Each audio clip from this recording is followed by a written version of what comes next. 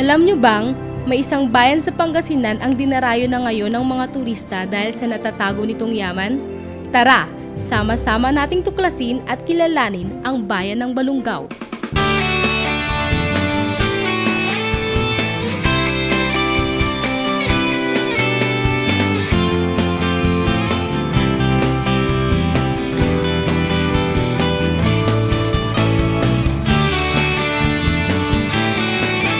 Ang bayan ng Balungaw ay orihinal na tinatawag na Panaklaban nung ito ay bahagi pa ng Coyapo, Nueva Ecija. Ngunit dahil sa geographical na lokasyon nito, ay minabuting gawin na lang siyang isang bayan. Noong ika-18 siglo, ito ay tuluyan ng inihiwalay sa bayan ng Coyapo at idinugtong sa munisipalidad ng Rosales. Naging ganap na itong munisipalidad noong 1815. Ang Balungaw ay nagmula sa salitang balong ugaw, isang biyudang babae na napakaganda at nakikita sa bayang iyon. Ang mga nagpupunta roon ay namamangha sa kanyang kagandahan, kung kaya't nakasanayan na ng mga tao rito na tawagin itong Balungaw. Dati, ang bayan na ito ay hindi pa gaanong kilala, ngunit sa pagpupursige ng mga opisyalis at maging ang mga mamayan dito, umusbong ang kanilang turismo.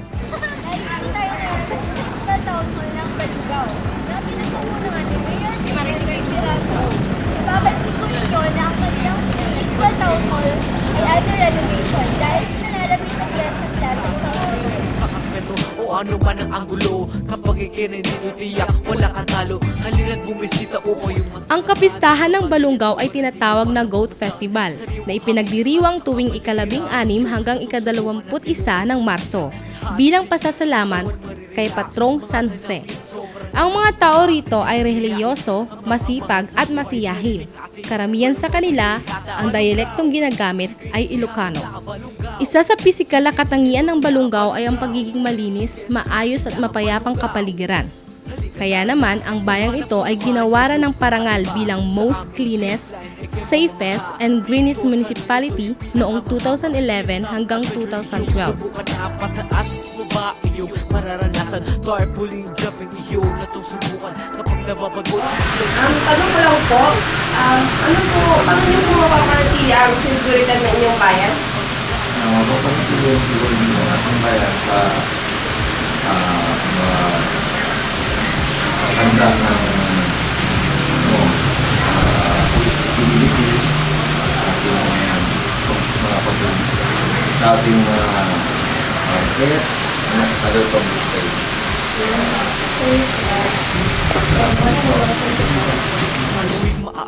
Silipin naman natin ang kabuhayan ng mga tao rito. Isa sa mga kabuhayan ng mga tao dito sa Balungaw ay ang pag-uuling at ang pagbubukid. Pawiin ang lungkot at kayo'y mapaligaya. Balungaw, sige, ihatod na ka Balungaw. Sige, ito na Balungaw.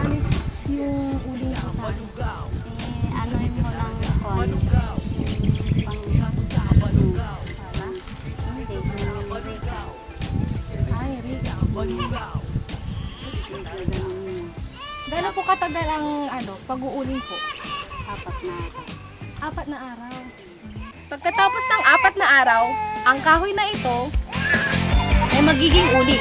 Isa pang kabuhayan nila ay ang pagpapastol. Ngayon, alamin naman natin ang ipinagmamalaking produkto ng bayang ito. Nandito kami ngayon sa San Avenue First na kung saan ang pangunahing produkto ng Balungaw ay tuba. Bukod sa tuba, may isa pang sikat na produkto dito sa Balungaw. Ito ay ang patupat. Tignan nyo naman, di ba ang akala natin ang patupat ay mahaba at malapad. Ito, ganito gawa ang patupat. Yun, titikman na natin kung gaano pa kasarap ang patupat dito sa Balungaw. The best!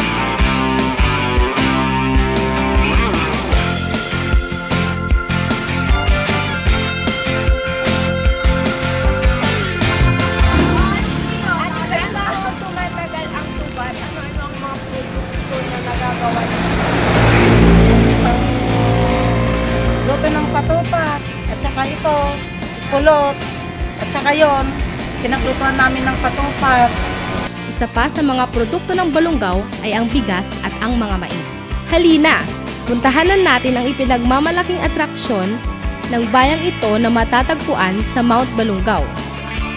Mula rito ay maaari itong puntahan sa pamamagitan ng pagsakay sa isang motor o tricycle, truck, jeep, at iba pang uri ng sasakyan na kayang akyatin ang nasabing bundok.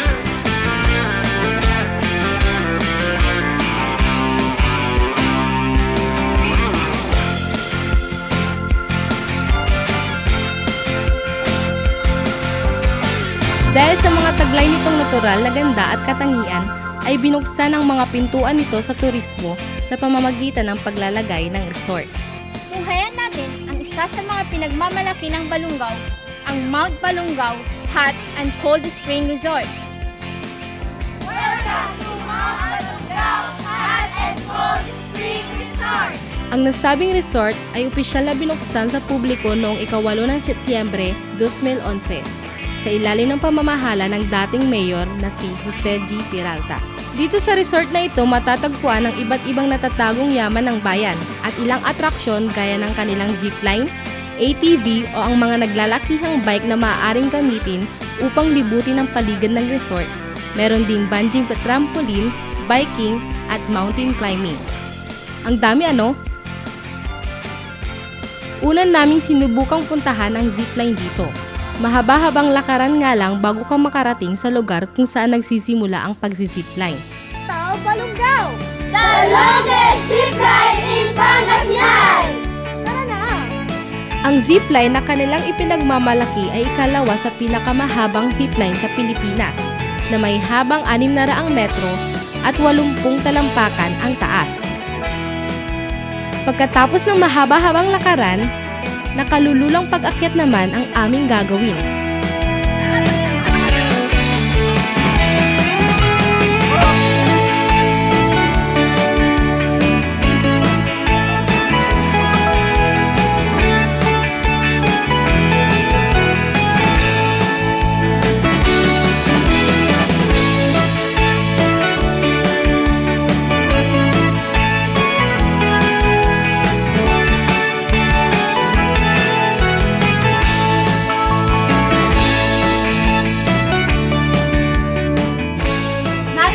Sa tuktok kung saan sinisimulan ang pag-zipline.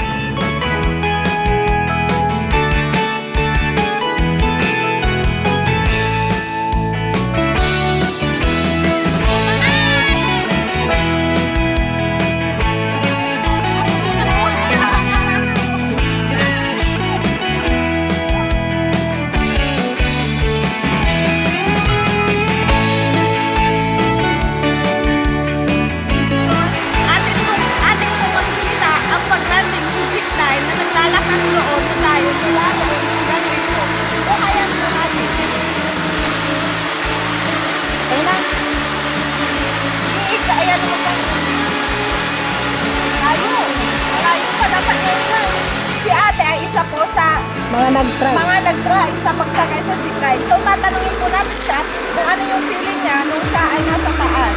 So ate, ano po yung feeling mo nung kayo po ay nakasakay sa zipline? Feeling lang po. Maganda po. Tapos po, una nakakatakot po. Okay po, so ayon kay ate, nung siya po ay naglalanding sa zipline, kama po ang naramdaman niya nung patungo na po siya sa kanyang paroroonan. So, yun po ang ating zipline dito sa Balungaw. Pagkatapos ng zipline, isa pa sa sinubukan namin ang akyatin ang Mount Balungaw. Intayo na pantayag hiking Mr. Mount Balungaw!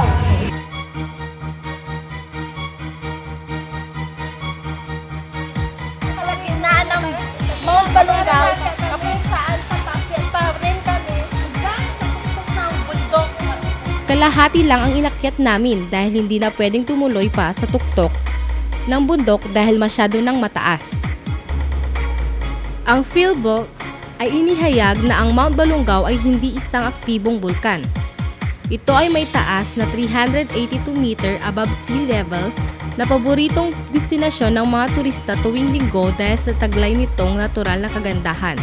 Ito ay matatagpuan 5 kilometro sa timog silangan ng bayan mismo ng Balungaw. Ito na ang pinakahihintay, ang cold at hot spring ng Balungaw. Ligo na tayo! Ang cold at hot spring ay isang bukal na nanggagaling sa ilalim ng bundok. Ang alat, te! Ang patay na bulkang ito ay nagtataglay ng mainit at malamig na tubig na walang tigil na dumadaloy sa paanan nito. May sulpurikong taglay ang mainit na tubig kaya naman ito ay maalat. Ang tubig ay naglalaman ng mga nakapagpapagaling na mga katangian na maaaring makagamot ng maraming sakit sa balat. Nakakatulong din ito sa maayos na pagdaloy ng dugo sa ating katawan at nakakapagpawala ng pagod na ating nararamdaman.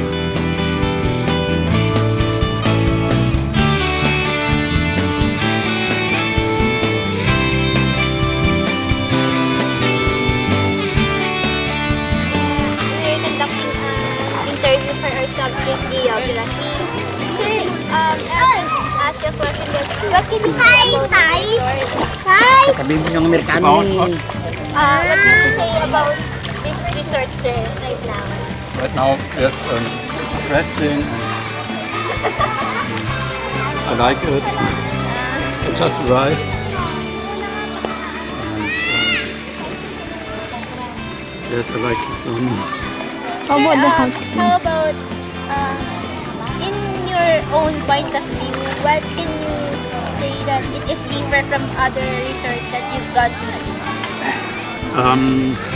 I can't say exactly because the first time I was in Philippines and I'm only here. I know this is one day in Manila and there is There are the, many resorts there that and now I'm here. I can't say it's better or worse than other places.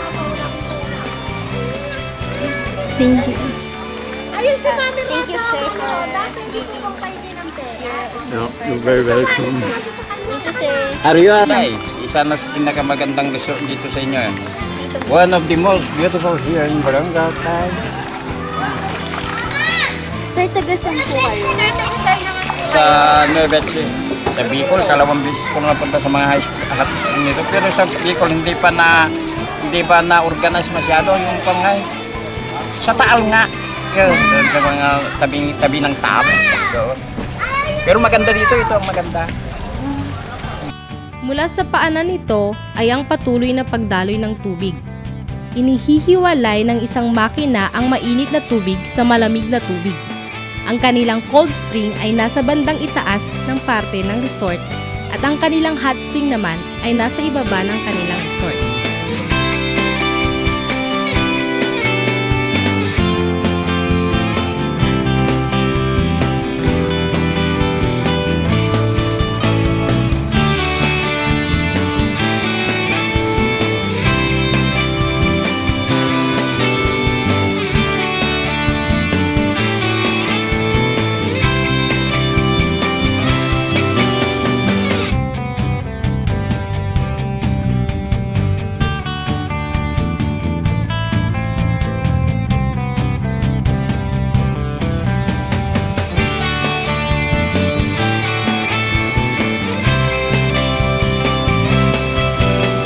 Isang napakagandang adventure at marami tayong kaalaman na nakuha dito sa Hataw Balungaw, Discovering Balungaw, Pangasinan.